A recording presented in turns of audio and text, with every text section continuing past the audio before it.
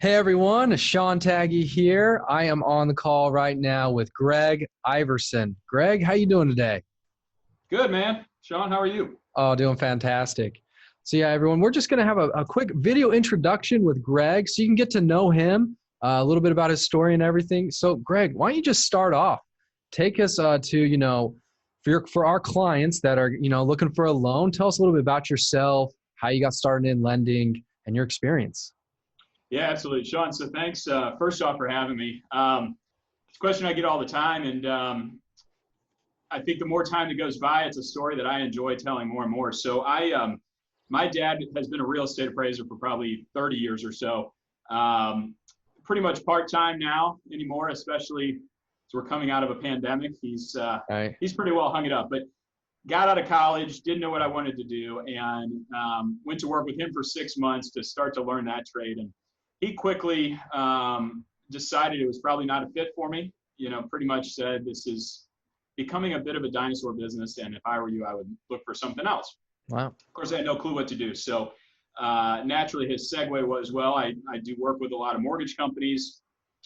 In his own words, these guys are really not all that smart, and they're doing pretty well. I think it'd be great for you. So I said, thanks, Dad, for the vote of confidence, and off I went. So the job market at that time was terrible, and commission jobs were about the only thing I could come by. So it was the early 2000s. The real estate market was hot, and mortgage companies were in a refi boom at that point. So it's pretty easy to find a place to go and do that. Ironically, that was about a week after I graduated college. We went on a trout fishing trip as a family, my dad, my uncle, and my brother. I brought along a book, Rich Dad, Poor Dad. And I love trout fishing. I can honestly tell you, I didn't even go to the stream. I sat around the cabin and read the book cover to cover, which for somebody like me, a slow reader, says a lot. And, to be honest, that set me on a path, to pursue financial freedom pretty much from day one in the working world. And I'm really lucky I read it at that time because it was a real turning point. I went on to get a job in lending, get my real estate license, and start investing in real estate at the same time. At that point, I wasn't married, didn't have kids, so I had all the time in the world to essentially work two jobs. So for anybody that remembers that point in time, also around 2006, 7, 8, we went through a foreclosure crisis like nothing we'd ever seen before. Foreclosures everywhere.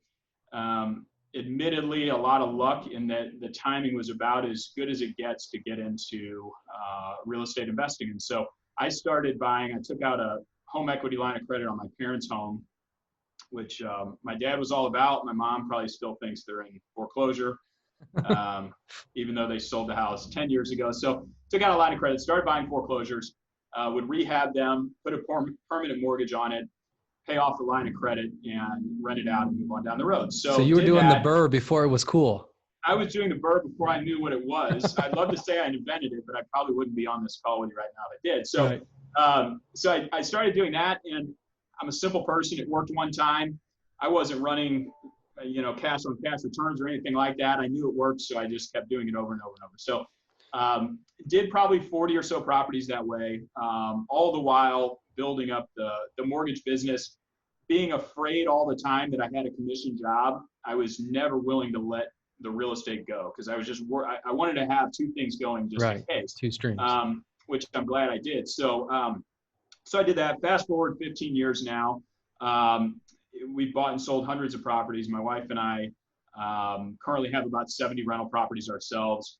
On the lending side, last year our team ranked in the top 50 in the country. So we've been lucky that business has grown along with the real estate business as well. So that's a little bit of my background. In addition, over the last few years, what that has pushed me into, which I really enjoy, is teaching. We have a school that's chartered with the state of Missouri here to offer continuing education for realtors. And so I get the opportunity to teach thousands of realtors about real estate investment.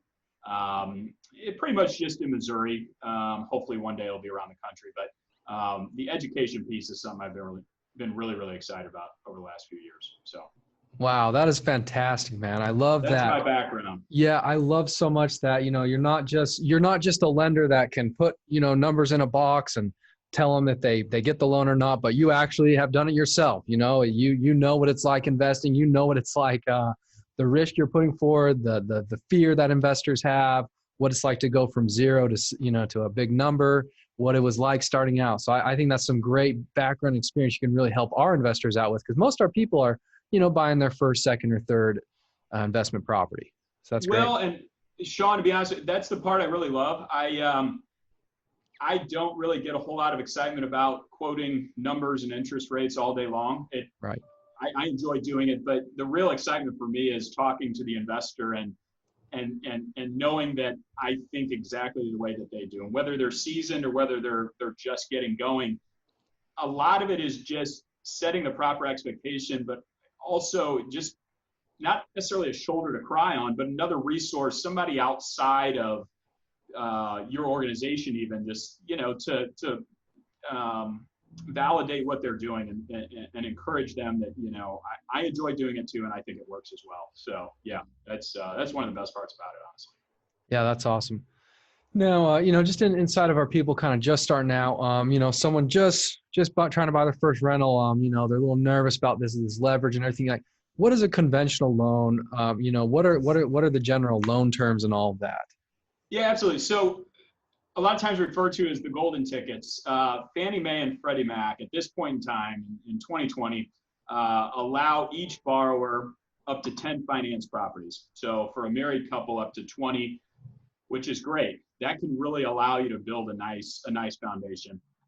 Conventional loan is typically a term used to refer to a loan that's sold in the secondary market to Fannie Mae or Freddie Mac. What that means to the borrower and to us as lenders is we are required to abide by their guidelines. So if they say a borrower needs this credit score, in turn, that's the credit score we require. Right. There is, of course, a lot out there up to interpretation, and we do our best to interpret it to the borrower's advantage. But in general, what we see most often are 30-year fixed interest rates. The nice thing about building your foundation that way is you don't have to worry about commercial mortgages that will balloon or have variable features and things. So it's one less thing to worry about when you're, investing in rental property. 20% down payment is the most common in that world. No prepayment penalties, and really a great tool. I mean, right now, again, we're talking about this in June of 2020. Interest rates on these are about the lowest we've seen, and right. A great time for people to lock up, up to 20 properties for long term. So awesome. Yeah, that's great. I think that helps people out a lot, just kind of understanding the general terms of that. So what do people need to have lined up to get this loan? You kind of mentioned a credit score. What other things could they have ready once when they, start going ahead and trying to get this loan? Yeah, that's the fun part. So in general, 2 years of tax returns, 2 years of W-2s or 1099s, if that's the case, 2 most recent pay stubs, and then bank statements for about 2 months. So if you just think of 2s, 2 most recent for any of those, and really your easy way to think about it, it's your down payment and in certain cases reserves. So 2 months of that, and then how can we verify your income? It obviously can get a heck of a lot more complex than that as you own rental properties and things like that. But the general design is back to old school banking of how will you repay it, meaning what is your job, and how can you make your down payment, and where is that money coming from? So in general, those are the major pieces of it. From the very start, we send a list of documents that to help borrowers gather those up to assist in the pre-approval process. We do our best to underwrite as much of that on the front end, so that our goal is not that we're coming back to you every couple of weeks saying, oh, hey, can I have one more pay stub or things like that. So our goal is to be as thorough as we can up front with those. That's awesome. Yeah. So now that they've submitted all the docs, they're ready to roll.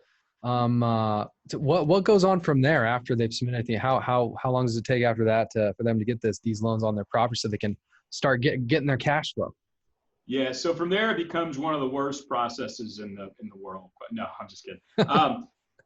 Our design from there, we've got a team approach. We've got 10 here in my office. We're in St. Louis, Missouri, by the way. And from that point, we will gather up those documents. We'll issue the pre-approval. And at that time, we run the credit check and things. And it's their time then back in your court or the client's court to find the property that fits their needs. Are they after a particular neighborhood or particular purchase price, that sort of thing. Right. So it's kind of back in their court, and we sit tight. We're available for questions at that point, but it's not a real intense process on our end. Once they do select a property, that's when we begin the full underwriting process of, do we need to update pay stubs or some of that sort of thing, but also getting the appraisal.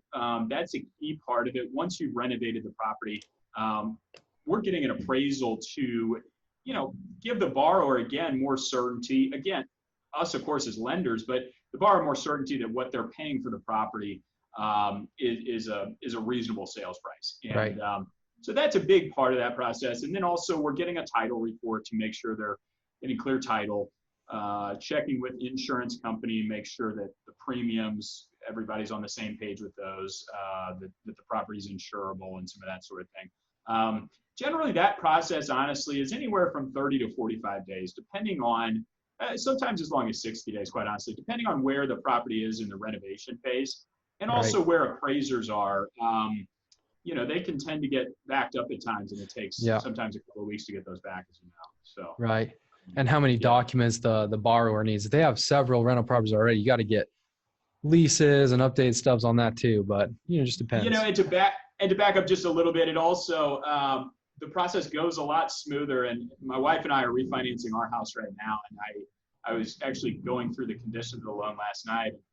It hit me that how much easier it is, and I can't profess to be the most organized guy on the planet when it comes to that, how much easier it is if you are organized, Right. So if we're all working together on the front end, I think it creates a much smoother process throughout. But then from that point, we'll coordinate with the title company, with the notary, to come to the borrower's home, typically, sometimes their workplace, wherever they're located, to actually sign the closing documents. At that point, we're holding their hand, talking through the final amount for the down payment, how to send their wire to the title company, that sort of thing. After that, we will either service the loan or occasionally assign the servicing to another entity where the client will begin making their mortgage payment on into the future. Awesome. We still prefer to stay involved all the way down the road. Our goal is a long-term relationship. So I always tell people, it doesn't matter who's servicing your loan. If you have a question, it's easier to get me on the phone than an 800 number or somebody here in my office. So. Oh, that's awesome. I love it. All right. So now backing up, taking this to the high level, for people, beginner, intermediate, or advanced, what are the main barriers investors have to getting started in real estate?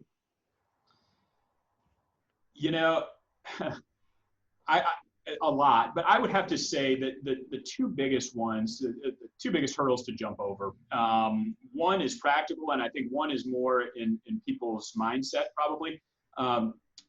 Down payment. Where can we access the down payment? Back to my story in the very beginning, which probably took entirely too long, but we've been good over a long period of time, in my opinion, at being creative on how to access the down payment. I mentioned that I used a line of credit on my parents' house. I don't necessarily recommend that, but there are ways that if you don't have the down payment available now, looking around a little bit, that it might actually be right there in front of you. So down payment, whether it be or working a second job, long-term savings, there's a lot of other ways to do it, but probably down payment on the very first property can be the biggest hurdle. Other than that, we don't find that a lot of the qualification is that difficult for most out there. That's one of them. The other one, and I deal with this with friends and people that I know that ask me about investing in real estate all the time, is actually doing it, quite honestly. I think a lot of people, they're good or bad, and I think it's probably a good thing, but podcasts, books, all these things that I'm guilty of following and reading just as anyone else is. I'll be honest, if I hadn't started doing it after just reading one book, I probably would have not done anything, because I wouldn't have known if I want to invest in syndications or private note buying or single families or multifamily, all that sort of thing. So I think a lot of it is just, and I'm not one to apply undue pressure, but I always say if you're committed to doing it and you've decided you're going to do it, there's no way to find out if it's going to work other than doing it and jumping in. And it's funny, I was on a call with a newer investor earlier, and I was kind of telling him, I said the exact same thing. I'm not one to apply pressure, but it's a long-term game. The more time you have on your side, if you buy the property today and you have 10 years to let it appreciate and pay down the loan and things, that's going to do a lot better than the property you buy in 10 years. You're only getting older at this point. So again, without saying, hey, go in and do this blindly, I think sometimes you just have to line yourselves up with Sean and team and trust in the fact that that system is built around years and years of experience. You may not like it. And if you don't like it, you buy one property and you move on. You may fall in love with it like I did, and you may buy 50 of them. But you never know until you do one. So I think it's really just that analysis paralysis and getting over that and keeping it simple. I said I bought single family homes. It can get a whole heck of a lot more attractive from there, but I don't know that it needs to, quite honestly. I think bread and butter, it's very simple. And I think, again, long-term, I think it works out really, really well. Yeah, man, I totally agree with you. I can't remember how many friends I've explained the benefits of real estate, what kind of great ROIs you can get, how I've done my personal deals, how I got started. You know, I bought a duplex, lived in one side, and I've told probably 20 people and then talked to them all a year later and, oh, no, haven't done one yet. I'm like, oh, they would just do one. I mean, yeah, you'll never know. You'll never know. I've got a great friend, and then we'll move on, that heck, he's probably been asking me for 10 years. And he'll swing by the office whenever the heck he wants and just pop in and ask me stuff like that. And I love the kid to death. And we got to the point one time where he decided he was going to do it. And his brother was going to do it too. And so we go and grab coffee together. And they say, okay, where do I start? And I didn't even know what turnkey was at that point, but real similar to turnkey. I own very similar properties to what you all do. And I said, look, buy a property in this neighborhood, do exactly this, see if you like it or see if you don't like it. We part ways. Next week he calls me, or no, actually he sends me an email of a Zillow listing of a $800,000 house. He can put $100,000 in and flip it for $1 million. Yeah. And I'm thinking, dude, here we are 10 years later, whatever it is now. And he unfortunately doesn't yet have a rental property. So I just don't think you need to make it that complicated. And to your point, sometimes you just have to take action. You know. Yeah, and maybe at that point it clicks for some people, it clicks for others. You know, maybe the stock market might be better for some people, and just knowing who you are. I like that. Absolutely, it's not for everybody. Absolutely. Yeah, yeah. What sets you apart from other lenders? You know, it's a great question, and I get it all the time, and I commend people when they ask me. I like to think a lot of things. There's probably two in this space, in the investment space. One, that I am living and breathing exactly what they're doing.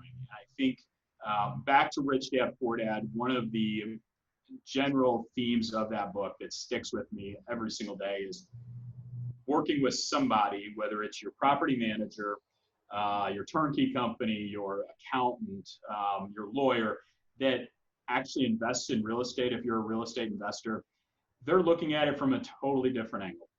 There are things that had I not gone through just by managing my own properties and doing it myself, I would never have any idea to advise somebody on, you know? And so I think people like that I can be a resource to them. For the ones that, you know, will listen to this, or ones that we've worked with in the past, will testify that I'll sit on the phone for an hour with you if you want to talk about investing in real estate. And I don't really care if you do a mortgage with me or not. It's something that I truly do have a passion for. And I think people like that I'm swimming in the same direction. I'm not just trying to sell them a mortgage or a quick transaction. I want to build a relationship for the long term. The other part I would say, and I would have to attribute it to my team here as much as anything, but I'd like to think that I'm the one that's kind of sets forth our tempo. We're adamant about good customer service, and that's easy to say. It's a lot harder to do, but I have a feeling, unfortunately, in the world we're in right now, that customer service is all but lost in a lot of industries, and to the point where people, I think, just expect downright lousy service sometimes. And there's actually a book, my team reads this We're actually reading it right now once a year, and we do a book club every week, and we just kind of talk That's through awesome. it. This is something I read way back, and I can pinpoint a lot of the processes I have in my business to a very simple Raving Fans book. Essentially what it is going above and beyond. I don't ever want, no matter how busy I am or the stats that I gave you in the very beginning, it would be offensive to me if somebody said that they felt like they were a number and that I just pushed them through as a transaction. That is not satisfying to me no matter how long I do this. And I feel like my team is the exact same way. We do our best to strive to build life balance in our own lives. At the same time, if you call me at 8 o'clock at night, more than likely I'm going to answer the phone and I'm going to go out on my patio and talk to you. Call me at 6 a.m., I'm probably going to do the same thing. I may be a little groggy. I may be trying to drag myself to the gym, but I am adamant that we deliver the best customer service that we can in what can ordinarily be a difficult industry, quite honestly. Yeah. Again, it's much easier said, and it's something that we work on. Like I said, we read this book every year. We work on it constantly, but I truly believe that's one thing that sets us apart. So That is awesome. I agree with that, Greg. We're trying our best on our end to see the customer journey, what it's like in their perspective, where barriers can happen, what we can do to make the process easy. And we mentioned Raving Fans a lot. Tony Robbins kind of mentioned that too. So yeah, I definitely relate to that. That's awesome. Thanks for sharing that. So yeah, before we wrap up, man, how can people learn more about you? Yeah, so I've got a couple final things. So one, if you go to iversoneducation.com, it's somewhat of a work in progress, but that's where we make the announcements on, where I'm teaching, some of the different topics that I cover, some of the continuing education. Again, this is all centered around real estate investment and finance. That's really it's my career, but it's also my number one hobby. That's where a lot of the information is on an ongoing basis. Come to one of my classes or seminars, YouTube videos from time to time. You'll see things about us, or come to St. Louis, hang out with me, or just call me to talk. It's again, I'm not hard to get a hold of. I'm not hard to find, and I keep a pretty open door policy overall. That's how to find me. We've talked a lot about us, and so Sean, I just want to mention one thing for those that are talking to you and maybe evaluating other turnkey companies potentially. There's a lot out there in the world right now to try to wade through and figure out what is what.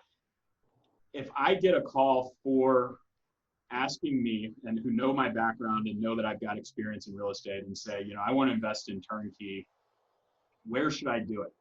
Like I said, I'm here in St. Louis. I'd love for him to come here. It's a heck of a lot easier for me.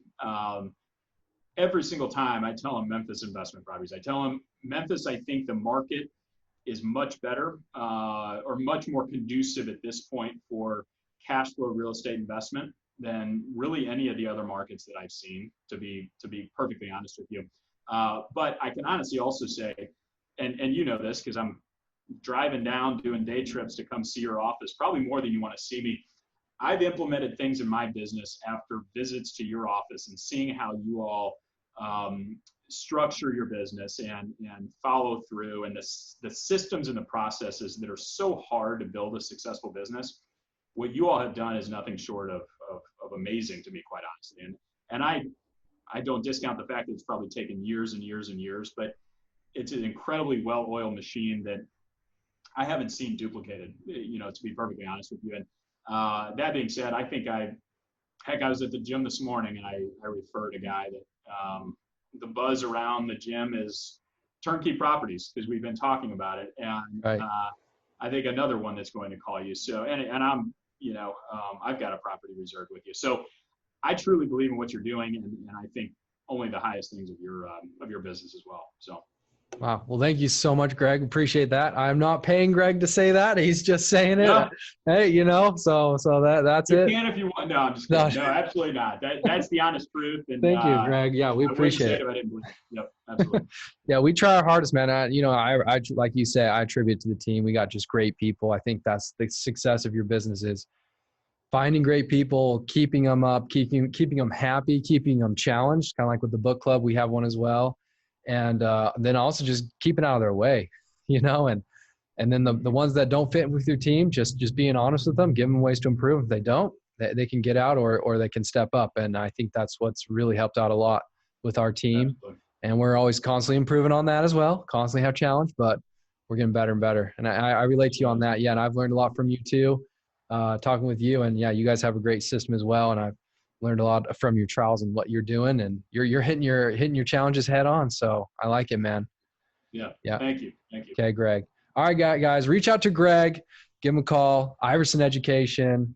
He's also one of our preferred lenders. You have his name, phone number, contact info here on our page. Thank you so much, Greg. You have a good one. Absolutely, guys. Thanks so much.